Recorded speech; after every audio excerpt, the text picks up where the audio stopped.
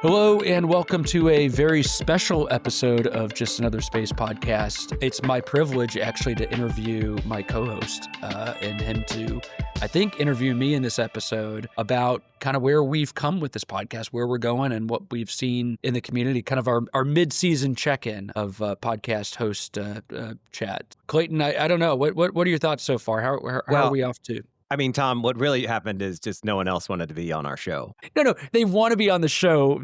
Everybody's traveling this week. We invited your dad. He said no. Invited my aunt. She said no. My kids were interested. I just thought the content wouldn't be that They're good into for our space listeners. though, right? They are into I've seen space, the yeah. rocket. Yeah. So that could be good. That might be our next guest. No, I mean, I guess the question I'd ask is like, what surprised you the most? Neither of us have hosted a podcast or produced one before. You've been on some. You're kind of a space podcast celebrity to a certain extent. I'm an amateur. I think one thing is it's hard to get a lot of listeners. We've had a consistent amount of listeners each episode that we could see through Spotify, but that getting into the tens of thousands, it feels really hard. It's probably that we don't really do marketing. We don't do video. That's another thing, Tom. I'd be curious your thoughts on that. A lot of shows now seem to do audio like we do, but then they also do video. They break out clips in video and then post those as shorts on YouTube, LinkedIn, Instagram. We just don't do any of that. So I think maybe part of it is that we're just not doing as much as we could, but we both have day jobs and that makes it really hard. And I think, those reflections maybe are negative, but maybe just a reflection of the way I think in Kaizen, the Japanese concept of continuous improvement, and that looking back, that there's other things that we could be doing. Not to say that this isn't a great podcast now, and not that we're making it great again, but if we wanted to make it greater, I think there's a few ideas that we would have. Yeah, I think it's interesting you say. I mean, my surprise in doing this is I've been amazed at the number of people we're reaching in, I think, the communities, the industry and the policy and government communities. So I joke we have a relatively small in the grand scheme of popular culture podcasts, but actually quite influential audience of people who actually make the policy decisions or are in the C-suites of some of the companies or the federal agencies. So what's been fun to me is to see the people that you never think are listening that say, hey, I caught your latest episode with whoever our guest was and I learned something. That part's been really cool. And then the other part for me that's been really fun is I've learned a lot from this. I think we've kind of alternated, I mentioned this on a prior week, between like either someone in government who or was in government versus like a CEO or founder type. And it's so been interesting to kind of get the different perspectives between both sides of this community. Weirdly enough, I think sometimes we get better response from some of the former government people than some of the industry people. And I don't know if that's just by the nature of where our audience is and kind of our personal networks tapping into them. But it's actually been a lot of fun for me. Certainly it's a little bit of work for both of us, but I've learned a ton just being able to ask questions and talk to really smart people. And I think we both now realize we are not social media experts. And so we probably need to figure that part out to continue to grow. Yeah, I've learned things too from this podcast. I've probably learned more from our guests that aren't from the DC metro area personally. Not that I haven't learned things from our guests that are from the DC area, but I could point to a number of things that we've talked about with our guests that then were reflected in things that I write or things that I talk about more in my day job in a way maybe that I wouldn't have thought about it before. And that's probably just, at least for me, I've never really been in the trenches of starting a company, really trying to sell an idea to investors or to customers in the way that some of our guests are doing. I do think that's eye-opening. So what if you look back over the last 8 episodes, what is the biggest surprising thing you've learned from a guest? Not to put you on the spot. Is there something that stood out? I've got a couple thoughts, but You go, Tom. I don't have any right now. I think I was telling this to somebody the other day. The episodes, and I think similar to you, it's like the DC people we know pretty well. So a lot of what we capture on the podcast reflects conversations we've had. So I enjoyed those conversations immensely. A lot of them are friends, but kind of more of a known topic. The episodes we had with Astroforge and Varda in particular were fascinating to me. And I think getting to your point about kind of like building a market. And the biggest takeaway I found was that the latest crop of post-2020 commercial space startups are less predicated on we're going to do something in space and very much more rooted in some terrestrial economy that's going to leverage space as a means to sell a product to an established domestic market. So whether that's pharmaceuticals and crystals and the work that Varda's doing, where space is literally just sort of it's a transit point for a manufacturing process of like crystals or those experiments, or in Astroforge, it is literally just a means by going and finding an additional source of platinum and returning only the pure platinum to Earth and then selling it right into the terrestrial market is so much different than I think when you and I were being briefed on, the mining startups a decade or so ago, which was much more, they had these grandiose visions of like, we're going to put people mining on the moon or on asteroids. And I think they've gotten much more like, how do I close the business case with existing markets much faster than I think I'd heard, a decade or so ago when we first were working in this space. And that was very interesting to me to see this we had those episodes pretty back to back, and to see how rooted those, as audacious as their technologies and goals are, how rooted they are in existing terrestrial market that has really nothing to do with space. Yeah, that's a good point. We had two of those early episodes that focused on use cases for space that didn't really relate to the US government as a customer, didn't really in some ways relate to space, to your point. The product or service that they were trying to sell, it just happened to make sense to do it through space or in space, but it was a different way to look at a space company. Yeah. Yeah. Yeah. It really surprised me. It made me realize I didn't fully understand just how much that founder and investor mentality had shifted, because we get so distracted, I think, with the billionaires and a lot of the human space flight, space tourism type activity, and certainly the NASA and Space Force contracts. So that And was my another biggest, yeah. observation from those episodes, I didn't hear anyone say, I need mission authorization for my business to succeed. I didn't hear the lack of regulations as the reason that a business wasn't working, or the need for more regulation for my business case to close. I didn't hear anyone complain about existing processes, including those at the Federal Communications Commission. I think how we heard the story was that even if things didn't always go as fast as they wanted, that the people on the government side were really willing to try to figure out how to get to yes, and flexible and agile. And I don't feel like we often hear that, at least from the DC side of things, that government is trying to help you, they're trying to get to yes to help you. Yep. I completely agree. I think it's funny when you and I live in think tank and trade association and a direct advocacy world, how much these problems are built up. And I'm not saying that there aren't people with those perspectives and they feel, legitimate in having those concerns. But then you go talk to the founders, the people who are spending real money, and you hear them go, yeah, it isn't a problem. It's not a real problem. And I wonder how much I think about mission authorization. You think about some of the stuff about major regulatory reform or shaping, and you're like, look, if the CEOs of making these pretty bold bets with their own and investors' money are not seeing that as a critical impediment, I mean, yes, is there always room to improve in any regulatory or policy? Sure. Yep.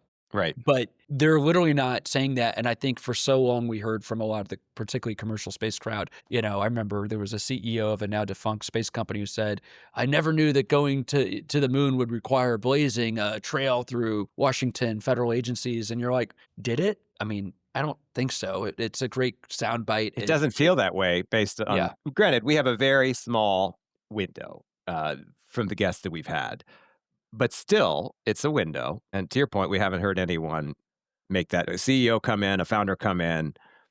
And you would think if they had that on their mind, if they're talking to two people in DC who are saying it's kind of a space policy podcast, they might raise it.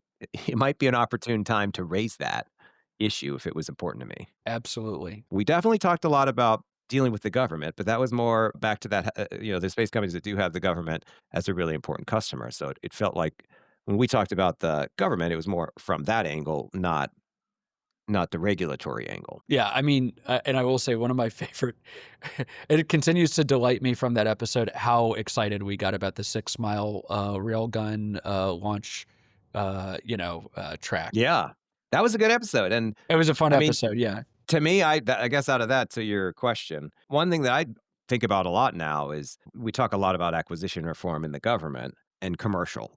Commercial is a very amorphous concept. And then you hear from a company who does have experience buying things from other companies, and it just seems very simple on how that gets described. And I think in the case of that episode, our guest, she talked about long-term purchase orders. And I'm like, "Oh, that's an interesting concept." You look it up, it's very simple. And when you think about acquisition reform, when it boils down to it, how companies do it, it's just pretty much as simple as possible and as logical as possible. And just hearing someone describe that and how, why can't the government do it like that? To me, that was really eye-opening and has really stuck with me. Yeah.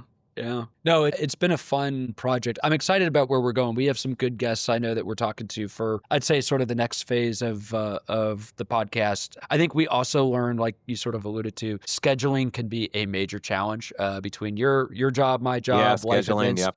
And our guests oftentimes need like a 2-month like heads up, so that's obviously a lesson learned. I think we both have learned how to do editing, which has been a Yeah. fascinating journey for us. So, kudos to us, I guess, for that. And sort of the technology of making a podcast has got to be so much easier today than it was 5 or 10 years ago. Yeah, that's a good point. Yeah, We for don't have a anyone who's producer. listening who wants to start their own podcast, it's very easy. The software that's either free or very affordable does a lot of that hard stuff for you that you would probably need a producer for. The other thing I'm very sensitive to now is I think, Clayton, you and I being sort of middle-aged men of a certain age, I didn't realize how much starting a podcast as a man over 40 has become a memes. I guess Oh, I didn't know that. we've Is joined, it? we've joined the culture, the meme of this is, I there's Starting a somebody. podcast is how you deal with a midlife crisis now That's in right. It's like, I think you get into World 2025? War II history, or you start doing ultra marathons, or you start a podcast, or some combination Oh, wow, thereof. okay. So, I and didn't I'm even not know doing this. ultra marathons. I don't know about you, but No, I haven't started that yet, no. yeah, yeah, yeah. I don't know History if and that's on my list. podcasting, I'm there. History, I'm Yeah. okay with the history. Maybe grilling out and barbecuing, getting into smoking Getting a smoking. smoker? Yeah, yeah, I guilty as charged. So I hate to say we've played right into being a type, but I'd like to think we're adding value to the podcast ecosystem with.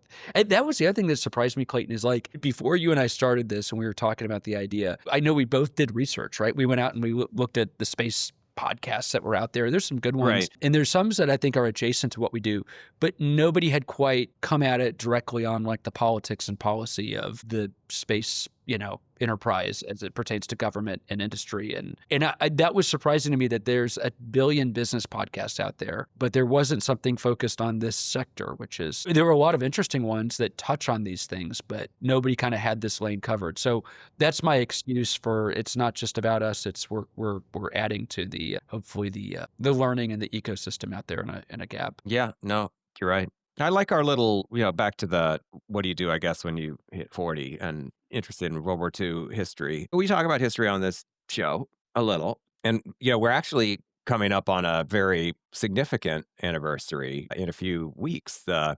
Apollo-Soyuz mission's 50th anniversary in 1975. This might be our episode where we get to opine about that one. Yeah, that's that one What's your means a takeaway? Yeah, Tom, from that well, one. What do you think? It's a big anniversary. yeah. I think it's an important mission. People don't really probably know about it that much. Yeah, it's so some of the listeners might know this, but General Tom Stafford, who was the U.S. commander of that mission, was someone I got the privilege of getting to know on Capitol Hill and throughout my career, and mentored me quite a bit. And I'm proud to say I considered, as much as you can have an American hero be a friend. And I know a friend to many of our listeners, passed away, in the last year or so, but really a great American and active in space policy and mentorship. He chaired, I think it was one of his Apollo-Soyuz colleagues for many years, the ISS council that between the US and Russia to resolve those issues. So here's a guy who was like an ultimate Cold Warrior. If for those of you who don't know Tom Stafford, look him up. He has his own museum in Weatherford, Oklahoma. I'm pretty certain it's Weatherford, and which people should go check out. It's pretty amazing. Was Gemini. He was Apollo 10, the critical mission that oftentimes gets overlooked, that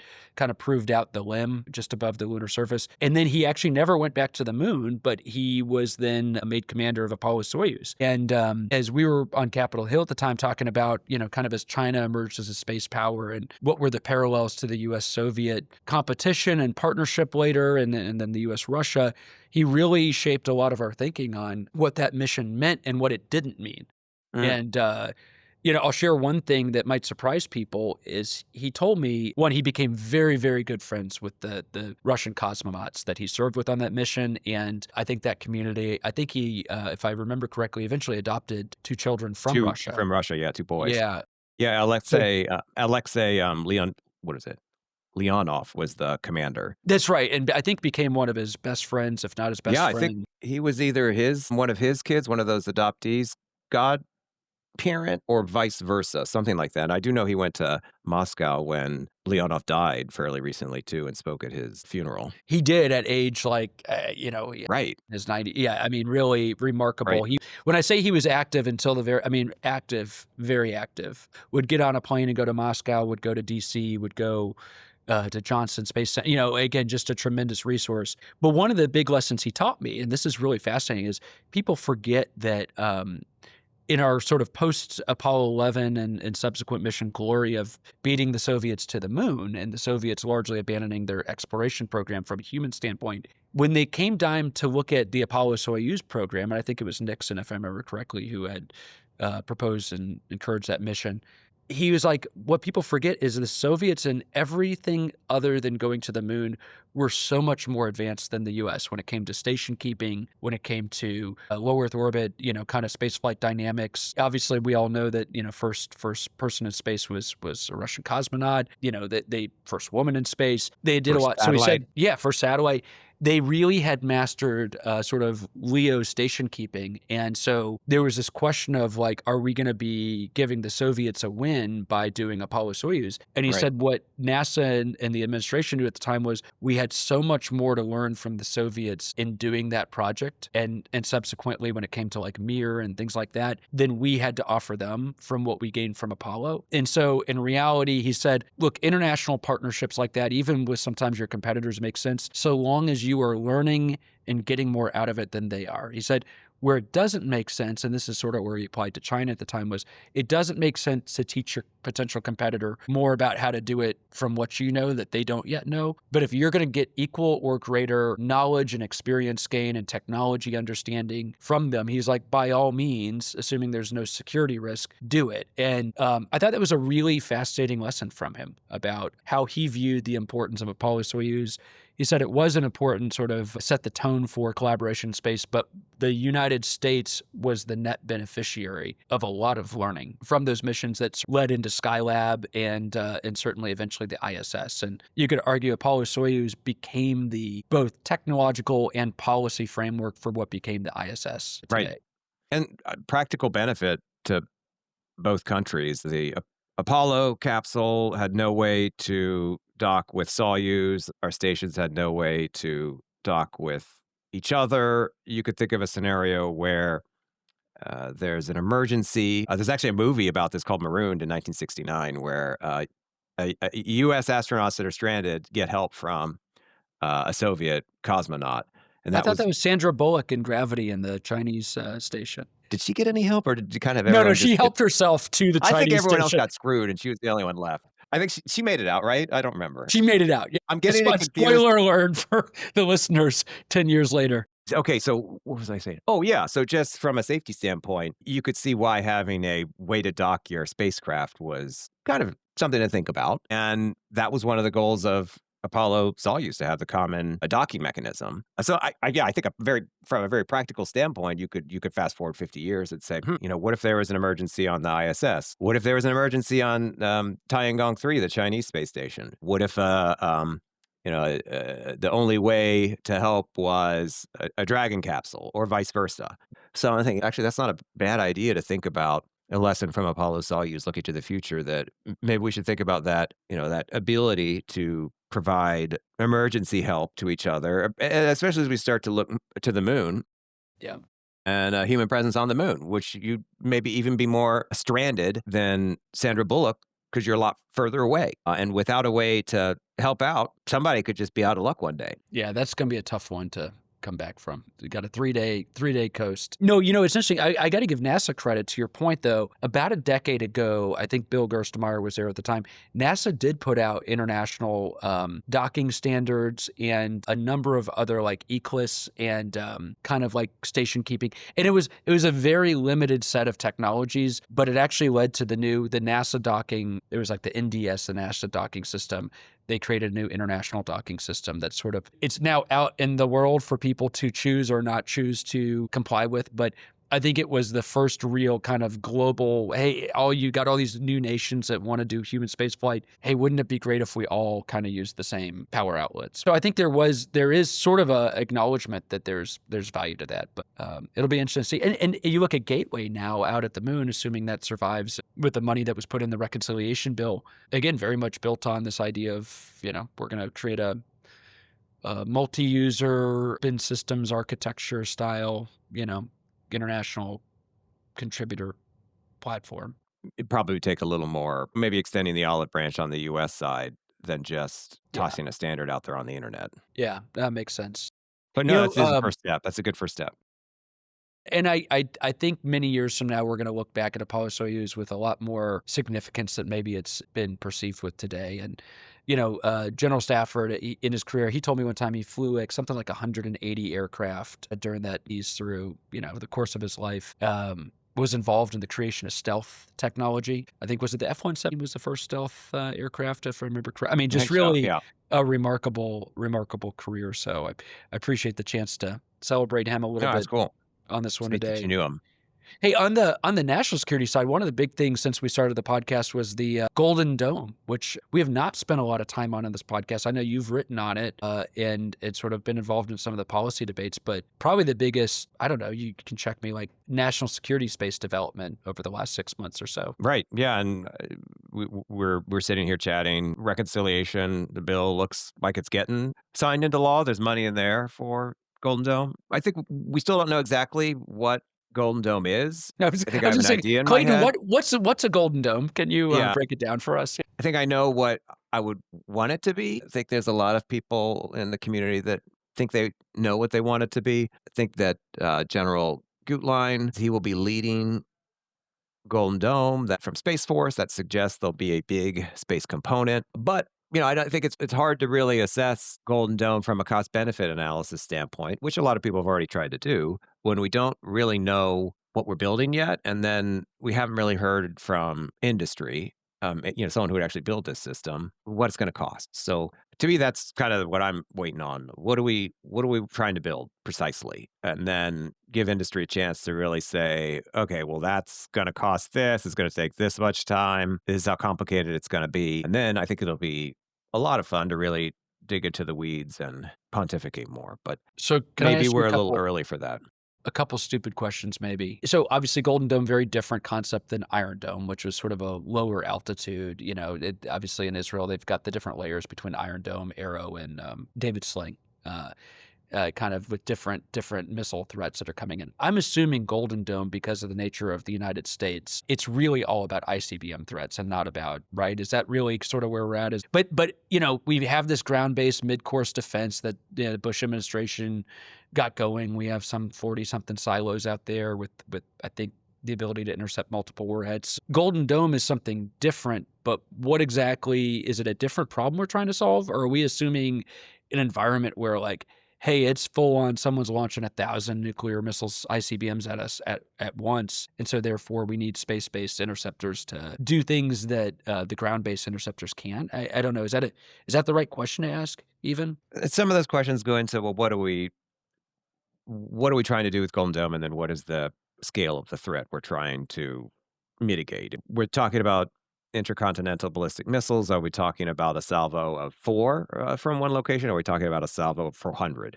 That would scope an entirely different system. Do we want to get them when they're in their boost phase, which is what the administration has said it wants to do using space-based interceptors? Do we want to get it in different phases, like the mid-course phase, the terminal phase? Those questions will scope the system. That's just looking at ballistic missiles. Cruise missile threats are real. You look at hypersonic threats. Hypersonics sometimes start out as on top of a ballistic missile. So you have the chance to maybe look at a hypersonic target the same way you would look at a regular intercontinental ballistic missile during the boost phase and take it out then. It might get a lot harder if it's of a hypersonic glide vehicle later in its trajectory and in its flight. I guess it's could be very difficult to target later, but you could. So this goes to scoping what Golden Dome is and how much we want to try to do. I think the lesson, though, from Israel, Middle East, and Iran lately, from Ukraine, is that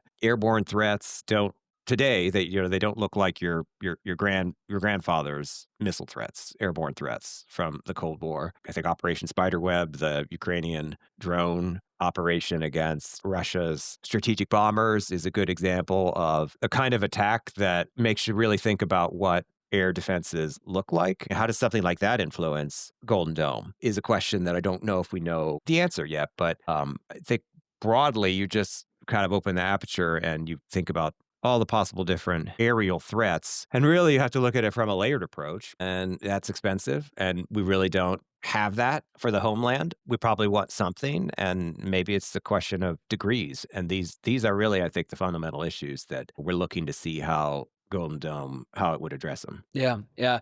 I mean, it seems like a big story. I mean, it could be a very big space story. It's certainly going to have a space element. But maybe not. It's not just a space story. There's no way. I mean, if you think about certain types of missiles or one-way drones or Operation Spiderweb, that's not necessarily not a space-based interceptor. But those threats are real. I think if we have previously thought that we are safe in the homeland from those types of threats, I don't think we should feel that way if we ever got into a general war with China or with any other country, really. I think what we're seeing is that we're threatened at the homeland like we've never been before in another war. The amount of resources really to fully mitigate that is probably going to be astronomical. And it's just a matter of how far we want to go in trying to protect people and important infrastructure from air threats. Is this a reflection that mutual assured destruction or sort of the 20th century, maybe post ICBM world is coming to a close? Like the fact that we're even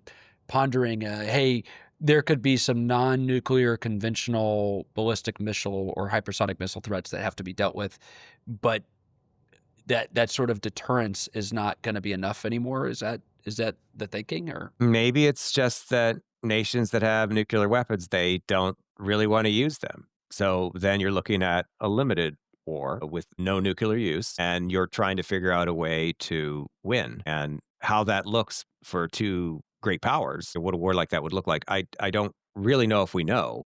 Yeah. We know how a war looks like when it's slanted, meaning maybe a great power against a smaller power, two small powers, maybe with great powers on the side providing support, but an all out clash between, let's just say, the US and China. I don't think we know what that would look like. Something I think we certainly want to avoid. It wouldn't be pretty. And probably even the winner might not really win. It certainly would look very different after a conflict like that, even if there were no nuclear weapons used than before. That's positive, Tom. I was to say, wow, we went from podcast memes to heavy topic. I did well. Hey, one other topic. I think the other big one you mentioned reconciliation, Golden Dome Fund, and there are a lot of space reconciliation bill between the Space Force and other DoD Right. activities in space. Certainly, $10 billion upper for NASA, trying to offset some of the cuts in the FY26 budget proposal that would have ended the Artemis program after Artemis 3 and Gateway and things like that. So, kind of a big congressional both restoration of funding and investment in funding between the Golden Dome, Space Force, and NASA programs, which I think is kind of remarkable that we're seeing that much money being invested in space as part of the reconciliation process. Yeah.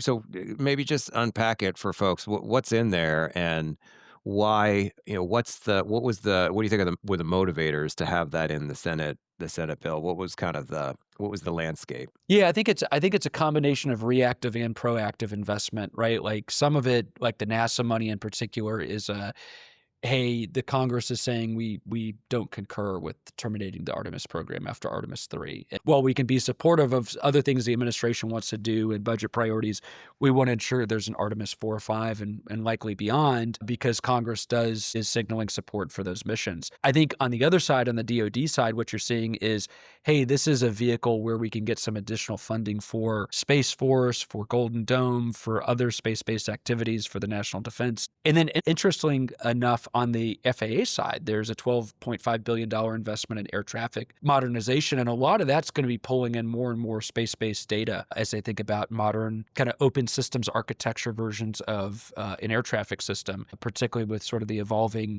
data sets and things like that that can feed into that. So to me, it's a really interesting both maybe course correction in some ways by Congress and sort of a seized opportunity to go expedite with additional money on the national security side in particular. But what that tells me is obviously there's, to my knowledge, no Democrats supporting this reconciliation process because it very much is a Republican majority written and driven process. But you're seeing among sort of the Republican consensus broad support for investments in space on both the civil and on the national security side, which is, for those of us who work in space, really encouraging to see that level of support. Yeah, I mean, one thing that I'll be watching is, let's say reconciliation, this bill passes, the president signs it. Does that money get used the way that Congress wants it to get used? To me, there's questions of whether or not the administration would spend money that Congress gives it in a way that it didn't want to. Certainly something that will be tested in court. But my question would be, 10 billion extra dollars for NASA in a way that maybe it didn't want to see NASA go. Does it throw in the towel and say, okay, let's do it? I think so. I think at the end of the day, look, you could argue that some of the redirection of the prior appropriated dollars, you could argue the new administration came in and said, hey, that was from the last administration. We're under CR. It doesn't reflect current administration policy. I think this time around, you're going to say, hey, this is a exclusively Republican written and passed bill. This was supported by these, the people of the president's party in Congress in both chambers. Yeah. I think that's a tougher sell to say, yeah, thanks, Congress, but we're not going to do that. They certainly could try. And like you said, that would probably trigger all sorts of actions. But I think there's a little bit different this time around in the sense that this is under this president of his party from some of his closest allies, them making this investments and saying, hey, we believe this is aligned with the president's agenda and objectives of America first, America leading the world back to the moon. And we think this is the right thing to do to make sure we achieve that mission. So we'll see. I mean, I think it'll give us plenty to talk about and our guests in the months ahead, but I think maybe those dynamics are a little bit different than when you come in under CR from bills that were passed by the prior administration under different majorities. Yeah, and in my mind, there's a question, is there some flexibility in the administration's vision for civil space, for NASA? Don't really have an indication of who now will be the NASA administrator. Don't really have the same level of, maybe you could say, interest from a key advisor since Elon Musk has left DC. Don't see the same level of interest in space from a key advisor that is in the president's circle right now. So to me, some of those things suggest that we could see changes. Even maybe the administration is rethinking things. Maybe not. But if they were, I wouldn't be surprised based on those dynamics. So it could be less of a, which, you could read it this way now, less of a, this doesn't align with the administration's vision for NASA, and more the administration is taking a minute to really figure out what that vision looks like and is willing to listen to stakeholders in Congress that really have a pony in the race and have an opinion. I think there's weight given. If you look at who wrote these bills between the House and Senate leadership and the committees that were involved, these are strong supporters of the president and this administration. They're strong allies. Obviously, the president's been heavily invested in passing the bill and working that and his team. And then I think most notably, if you notice the statement of administration policy, what we call the SAP here in DC is sort of the memo that OMB puts out saying, hey, we like this, we don't like this, we oppose the bill, we support the bill, but with these reservations. The SAP for the Senate passed reconciliation bill was basically like, hey, we love it, let's get it done. So there were no reservations in there. Yeah. About it. And I think it reflects kind of maybe, look, on the whole, I'm sure there's something in that reconciliation that there's going to be plenty. It's such a comprehensive bill with both, tax cuts and spending changes and entitlement program impacts and discretionary programs. So there's a lot in there, but the very fact that there weren't those carve outs saying, hey, we support it except for. Yeah. Shows, I think, the premium from them on getting the net package enacted and supported. So, but we'll see. I mean, then you think about how much has happened in the 6 months since we started this podcast, and there's been so many developments. Right. Politically, from industry, from technology, nationally. I think we're going to have plenty of fodder going forward. And our first podcast with Andy Bunker, Rocket Lab, we talked about reconciliation then. We did. That's right. We were defining what reconciliation was. So this is kind of a good bookend from that first full circle. We also asked if this was going to be the year of launch, and you know what, Clayton, I'm not convinced this is the year of launch. I'm not sure either. Yeah. I'm waiting on a lot more launches than I think we sort of anticipated we might see. I guess we still have quite a few months, Yeah, but it's gonna yeah, be the a point. Q4 of launch, I don't we'll find out. Well, hey, I know we're bumping up against the hour. Any closing thoughts or perspectives or words of wisdom? No, it's good. I think looking forward to opining with you, Tom, in future episodes. And I think we, like you said, we've got some really good guests lined up. So I hope folks listen in, and maybe we will do things differently, and maybe we will try to do video and promote ourselves a little more, but or maybe we won't. We'll just keep doing it this way. So we'll leave everyone guessing. We'll leave everyone I just guessing. I just Strategic wanna say ambiguity. exactly. We'll keep, weaving and maneuvering around this evolving marketplace. No, hey, I wanna say thanks to everybody who has listened. Give us feedback and engage and share your thoughts and kudos and encouragement. It is much appreciated. Keeps us going and keeps us excited to kinda do this journey. So and Clayton, thanks for being a great co-host and partner on this. No, great. This is you came up with this idea, Tom, many moons ago. So thank you for thinking of me. Shared vision, and nobody I'd rather, have these conversations and crack jokes about this stuff with. So, all right, we'll be back next episode with a regularly scheduled program.